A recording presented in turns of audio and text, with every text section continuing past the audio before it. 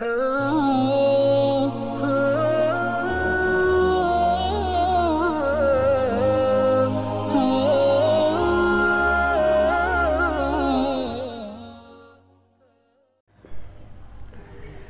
ونصلی علی رسولہ الکریم اما بعد فاعوذ باللہ من الشیطان الرجیم بسم اللہ الرحمن الرحیم وَإِذْ قَالَ رَبُّكَ لِلْمَلَائِكَةِ إِنِّي جَاعِلٌ فِي الْأَرْضِ خَلِيفَةً قَالُوا أَتَجْعَلُ فِيهَا مَن يُفْسِدُ فِيهَا وَيَسْفِكُ الدِّمَاءَ وَنَحْنُ نُسَبِّحُ بِحَمْدِكَ وَنُقَدِّسُ لَكَ قَالَ إِنِّي أَعْلَمُ مَا لَا تَعْلَمُونَ وَعَلَّمَ آدَمَ الْأَسْمَاءَ كُلَّهَا ثُمَّ عَرَضَهُمْ عَلَى الْمَلَائِكَةِ فقال انبئونی باسماء هؤلاء ان کنتم صادقین۔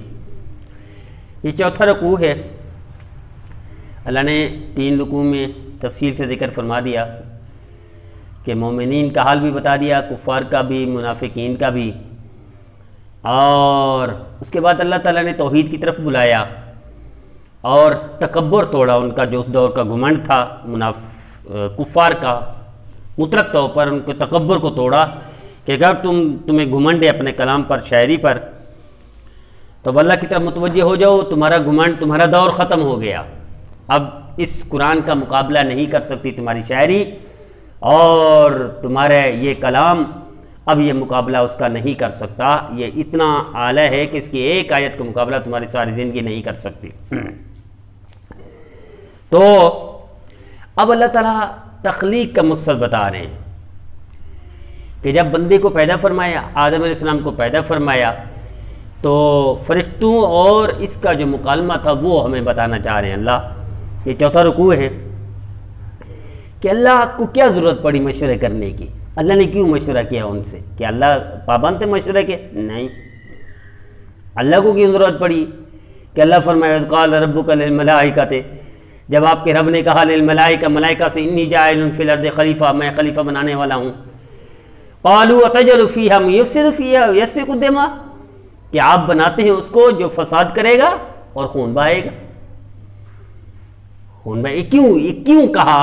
چونکہ اس سے پہلے شیطانوں کی تاریخ کا پتہ تھا، جنات کی تاریخ کا پتہ تھا، چونکہ یہ جو شیطان تھا کان من الجن، یہ بھی جنوں میں سے تھا، تو جنات کی تاریخ بھی فساد کی تھی، خون ریزی کی تھی، لڑائی کی تھی، تو اس لیے انہوں نے بھی ان پر قیاس کیا کہ جنات جس طرح فساد کرتے شاید انسان بھی فساد کرے گا، لیکن اللہ نے تو بڑے مقصد کے لیے بنانا تھا۔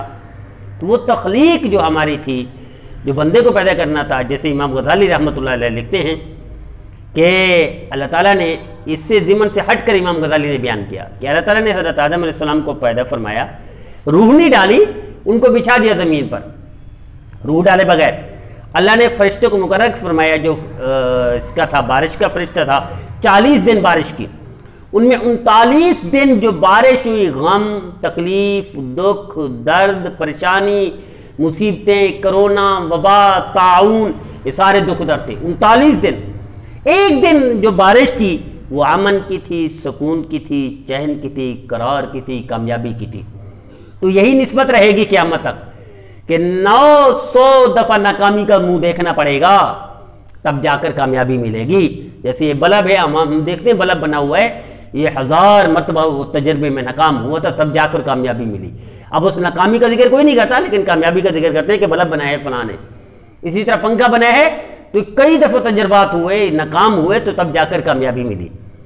اسی طرح پوری کائنات میں جو چیزیں بنی ہیں، جہاز وجود میں آیا، کمپیوٹر وجود میں آیا، موبائل وجود میں آیا، گھڑی وجود میں، ہر چیز وجود میں آئی، یہ ناکامی کا نچوڑ تھا۔ تو یہ دنیا میں امام غزالی رحمۃ اللہ لکھتے ہیں یہ بارش کرنے کا مقصد یہ تھا کہ انسان کو بتانا تھا کہ تمہیں دکھ ملے گا، غم ملیں گے، مصیبتیں ملیں گی، پریشانی ملے گی، دکھ ملے گا، درد ملے گا، لیکن ان کی قسمیں کیا ہیں؟ کافر کے الگ اصول ہے دکھ درد کا، مسلمان کے الگ ہے۔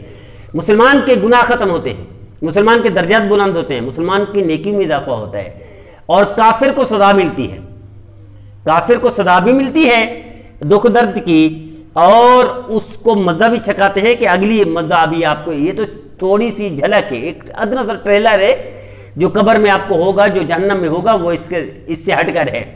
تو مومن کو جو تکلیف ہوگی نسبت یہی ہوگی، یعنی 2.5% خوشی ہوگی، دنیا میں کامیابی ہوگی، صحت ہوگی۔ آپ نے دیکھا ہوگا تھوڑا سا صحت کو، اس کے بعد زندگی بھر دوائیاں چلتی ہیں، زندگی بھر ڈاکٹروں کے پاس جانا پڑتا ہے، طبیبوں کے پاس جانا پڑتا ہے، تو یہ نسبت رہے گی۔ لیکن تخلیق کا مقصد یہ نہیں تھا کہ اللہ نے یہ بتانا تھا کہ میں تمہیں تکلیف میں ڈالنے کے لیے بھیج رہا ہوں، نہیں، یہ تو ویسے ضمن امام غزالی رحمۃ اللہ نے ذکر کر دیا. مقصد یہ تھا جو اللہ فرما رہے چوتھے رکوع میں. اب فارغ ہو گئے بندے میرے قرآن پاک سے، کس چیز سے؟ صفات مومنین کا پتہ گیا، کافروں کا پتہ چل گیا، منافقین کا پتہ چل گیا، منافق جو دھوکہ دیتے ان کا بھی پتہ چل گیا، اب جو یہ تکبر کرتے تھے عرب والے اس وقت کے، اس کا بھی پتہ چل گیا. اب آئیے توحید کا تعارف بھی کروا دیا. اب اللہ چوتھے رکوع میں بندوں کا مقصد بتا رہے ہیں کہ کیا کرنا تھا، کیوں پیدا کیا، کیا پیغام دینا تھا. وہ پیغام بندوں کے ذریعے سے اللہ اپنا تعارف کرانا چاہتے تھے، بندوں کے ذریعے اللہ اپنا فرما بردار بنانا چاہتے تھے، بندوں کے ذریعے سے اپنا قرب عطا کرنا چاہتے تھے انبیاء کے ذریعے سے. جس طرح حضرت آدم سے نبی کریم صلی اللہ علیہ وسلم تک یہ سلسلہ چلا، تو یہی سلسلہ اللہ بتانا چاہتے ہیں. اس لیے اللہ نے فرمایا وَإِذْ قَالَ رَبُّكَ لِلْمَلَائِكَةِ إِنِّي جَاعِلٌ فِي الْأَرْضِ خَلِيفَةً قَالُوا أَتَجْعَلُ فِيهَا، کہ اللہ نے نعمت کا ذکر کیا بنی آدم پر. یہ نعمت تھی، اللہ کی ایک نعمت تھی، حضرت آدم علیہ السلام کو وجود میں آنا ایک نعمت تھی. پوری کائنات وَإِن تَعُدُّوا نِعْمَتَ اللَّهِ لَا تُحْصُوهَا، پوری کائنات میں جتنی نعمتیں اللہ کی کوئی گن نہیں سکتا. ایک بندے کے اندر آنکھ الگ نعمت ہے، ہاتھ الگ نعمت ہے، زبان الگ نعمت ہے، دل دماغ الگ نعمت ہے، رات الگ نعمت ہے، دن الگ نعمت ہے، سورج کی روشنی الگ نعمت ہے، چاند کی چاندنی الگ نعمت ہے، سورج دن کی اجالا الگ نعمت ہے، رات کا اندھیرا الگ نعمت ہے. نعمتیں ہی نعمتیں ہیں، ان کے ذکر تو ہم اس کا شکر کر ہی نہیں سکتے. لیکن اللہ نے یہ جو نعمت کی، ایک بڑی نعمت، حضرت آدم کا وجود ایک بڑی نعمت کا ذکر کر رہے ہیں کہ تم پر ایک بڑی نعمت میں نے تمہیں پیدا کرنے کا مقصد یہ ہے کہ اپنا تعارف کرانا بھی ہے، اللہ کا قرب بھی دینے ہیں، دنیا اور آخرت کی کامیابی بھی دینی ہے. اس لیے اللہ نے ان کے ذریعے سے، مکالمے کے ذریعے سے مجھے اور آپ کو بتا دیا کہ تمہاری پیدائش کا مقصد کیا ہے. وَإِذْ قَالَ رَبُّكَ لِلْمَلَائِكَةِ، جب تمہارے رب نے ملائکہ سے کہا اِنِّی جَاعِلٌ فِي الْأَرْضِ خَلِيفَةً، کہ میں خلیفہ بنانے والا ہوں. قَالُوا أَتَجْعَلُ فِيهَا مَن يُفْسِدُ فِيهَا وَيَسْفِكُ الدِّمَاءَ، کہ آپ بناتے ہو جو فساد کریں گے. یہ فساد انہوں نے کیوں کہا تھا؟ کیونکہ اس سے پہلے شیاطین تھے، وہ فساد کرتے تھے، خون ریزی کرتے تھے، لڑائی کرتے تھے، وہ جھگڑے کرتے تھے. اس سے پہلے وہ جنات تھے، وہ لڑائی کرتے تھے. اس سے پہلے جو مخلوق تھی وہ اسی طرح فساد کرتی تھی، لڑائی کرتی تھی. تو اس لیے اللہ نے یہ کر دیا کہ ان کو پیدا کیا تو ان کے دنوں میں یہ اشکال پیدا ہوا، اعتراض پیدا ہوا کہ ہو سکتا ہے جنات کی طرح یہ بھی فساد پیدا کرے، شیطانوں کی طرح انسان بھی فساد پیدا کرے. لیکن انسان کو فساد کرنے کے لیے تو نہیں بنایا اللہ نے، اللہ بنا رہا ہے اور حضرت آدم کی تخلیق کر رہا ہے، بندوں کو پیدا کر رہا ہے. تو اللہ کیا فرماتا ہے افحسبتم انما خلقناکم عبثا، کیا سمجھتے ہو میں نے بیکار بنایا؟ نہیں، میں نے بڑے مقصد کے لیے بنایا ہے. انما خلقناکم عبثا وانکم الینا لا ترجعون، کیا تمہیں پاتا ہے کہ واپس نہیں لوٹو گے؟ یہ 18ویں پارے میں اللہ نے فرمایا. یعنی اس ہر ایک آیت کی دوسری آیت میں تشریح ہوتی ہے، ہر آیت کی دوسری آیت میں تفصیل ہوتی ہے، ہر آیت کی دوسری آیت میں تفسیر ہوتی ہے. یا تو قرآن کے ذریعے سے اللہ تفسیر فرماتے ہیں، یا قرآن کی حدیث کے ذریعے سے نبی کریم صلی اللہ علیہ وسلم کے زبان سے ان هو الا وحی یوحی. اس لیے اللہ نے فرما دیا نبی کریم صلی اللہ علیہ وسلم کی زبان مبارک سے جو الفاظ نکلتے ہیں وہ وحی ہوتی ہے، وہ اسی کی توضیح ہے، اسی کی تشریح ہے، اسی کی تفصیل ہے. تو فرشتوں نے جو کہا کہ یہ تو خون بہے گا، ان کا قیاس اسی طرف سے تھا، کیونکہ اس سے پہلے وہ کر رہے تھے، خون ریزی کر رہے تھے. تو انہوں نے کہا ہم نحن نسبح بحمدک، کہ ہم کافی ہیں آپ کی حمد کے لیے، ونقدس لک، تیری تسبیح بیان کرتے کہ قال انی اعلم ما لا تعلمون، اللہ نے کیا فرمایا؟ میں جانتا ہوں جو تم نہیں جانتے ہو. کہ اس کی وجہ کیا ہوگی؟ مجھے معلوم ہے کہ یہ خون ریزی نہیں کرے گا، یہ فرما بردار ہوگا. دیکھو میری اور آپ کی اللہ گارنٹی دے رہے ہیں، فرشتوں کو جواب دے رہے ہیں. فرشتے جس دن سے بنے، پیدا ہوئے اور جب دنیا رہے گی اس وقت تک عبادت میں ہیں. لیکن اللہ فرما رہے ہیں قال انی اعلم ما لا تعلمون، میں جانتا ہوں تو جو تم نہیں جانتے ہو. یعنی اللہ مجھے اور آپ پر بھروسہ کر رہے ہیں، مجھے اور آپ کو اپنا قرب دینا چاہتے ہیں، مجھے اور آپ کو اپنا تعلق دینا چاہتے ہیں. اللہ میری اور آپ کی ضمانت دیتے ہیں کہ ہم ضمانت پر پورے اترے. اللہ میری اور آپ کی گارنٹی دینا چاہتے ہیں کہ ہم اس گارنٹی پر پورے اترے. اللہ مجھے اور آپ کو سرخرو کرنا چاہتے ہیں فرشتوں کے سامنے کہ ہم فرشتوں کے سامنے سرخرو ہوئے. میرے عزیزو، فرشتوں کے اندر تو طاقت نہیں ہے گناہ کی، وہ زنا نہیں کر سکتے، وہ برائی نہیں کر سکتے، وہ غیبت نہیں کر سکتے، وہ لڑائی نہیں کر سکتے، وہ جھگڑا نہیں کر سکتے. میرے اور آپ کے اندر ہے.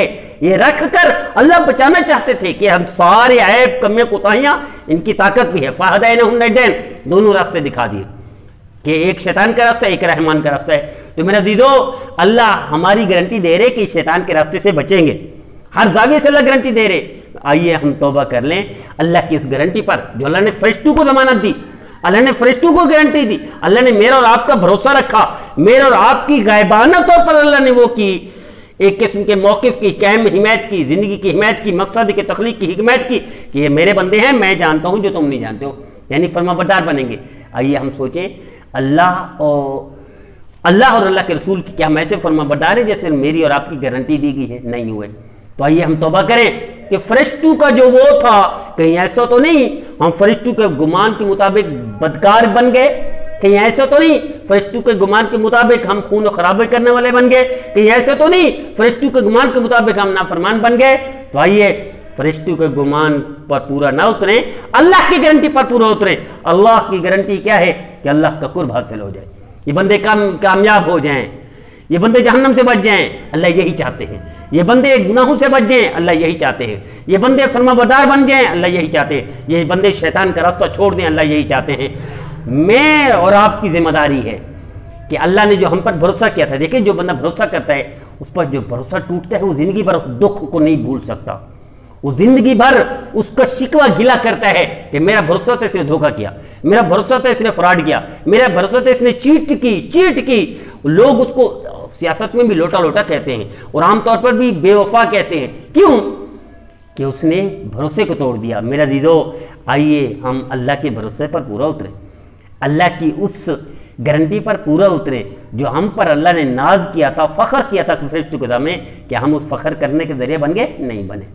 تو آئیے آج سے کے بعد اس رمضان کی برکت سے, رمضان کا ماحول بنا ہوا ہے, 100% گناہوں سے بچ کر اللہ کو بتا دیں, اے اللہ آپ نے جو بھروسہ کیا تھا, فرشتوں کے سامنے ہمارا مان رکھا تھا, ہمارے لیے فخر فرمایا تھا, ہم اس پر تیار ہیں, اس پر عمل کرنے کے لیے تیار ہیں اور آپ کی گارنٹی پر اترنے کے لیے تیار ہیں. آج کے بعد ہم کوئی شیطان کے راستے پر نہیں چلیں گے, کوئی گناہوں کی طرف نہیں چلیں گے, کوئی نافرمانی کے راستے اختیار نہیں کریں گے, خود بھی کر رہے ہیں دوسروں کو بھی کھڑے کرنے. یہی ہمارے اس چینل کا مقصد ہے, یہی پیغام قرآن کا مقصد ہے کہ ہم جو گارنٹی دی تھی اللہ نے فرشتوں کے سامنے, اس گارنٹی پر پورا اترے. آج سے طے کر لیں, میں بھی آپ بھی, اللہ ہم سب کو پورا اترنے کی توفیق عطا فرمائے.